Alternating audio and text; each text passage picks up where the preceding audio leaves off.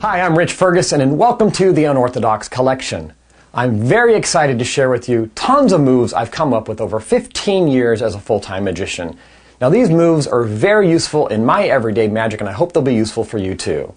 To start with, this DVD is going to be broken into two main sections. The first part is going to be devoted to the main utility move I call the fallout. And now it's a really weird utility move that I've come up with that's kind of a hybrid between a second deal, a palm, a double lift, a side still. You're going to see it in a minute, and I hope you enjoy it. It lets you do many different things with it. The second half of the DVD is going to be devoted to just a whole variety of unorthodox moves that are basically moves that are somewhat common in magic, some that aren't, and they're things that I've come up with by seeing maybe some things on TV when I was younger and trying to reverse engineer it like we all do, and I've come up with things that maybe aren't even that common in magic, some of which are completely unheard of according to some guys that have helped me do the history on this DVD. So I'm really excited to share those with you. And before we move on, I wanted to give you a little bit of a little history of me as well, so you know kind of how I tick and where I've come from and why it is that I've come up with the moves I've come up with.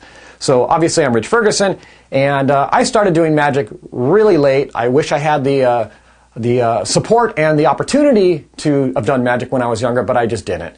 And I started doing magic in my mid-20s. That's when I first discovered it. I never even knew what magic was. I was very into human behavior and profiling and all that kind of stuff. So I was into psychology, and magic was a really good fit for me.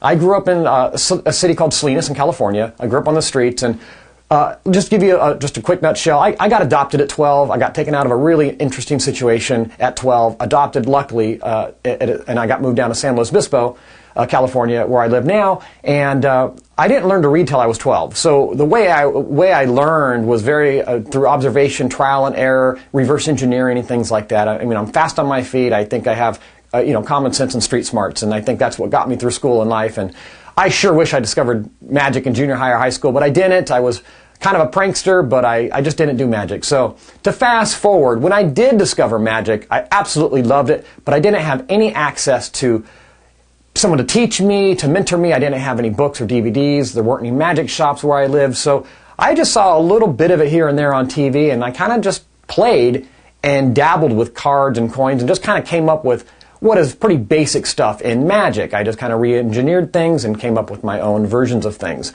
But through that process of doing that for many years, I became a professional magician. I decided to quit my job, and I loved entertainment, so I started doing that.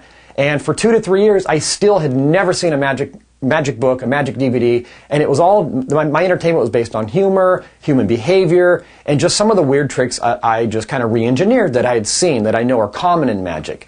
And from there, things progressed to where you start to learn, as you all know, in magic, you start learning second deals and top changes and all these different techniques that many magicians do.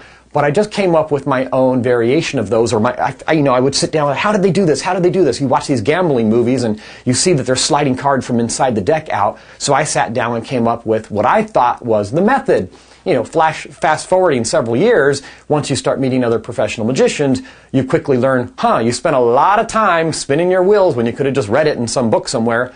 But on the other side, the beauty of it, especially in my situation, doing it all on my own, is there were a few things I came up with that even some really great magicians out there go, that's crazy, that's brand new. So I hope that there's some things in this DVD that you also find that are brand new, a little unorthodox, but I think that you're going to find they're very useful in your magic. And I'm going to quit talking. I want to get to teaching you what some of these moves are, because I want to try to condense as much time as we can in this DVD to make room for the moves.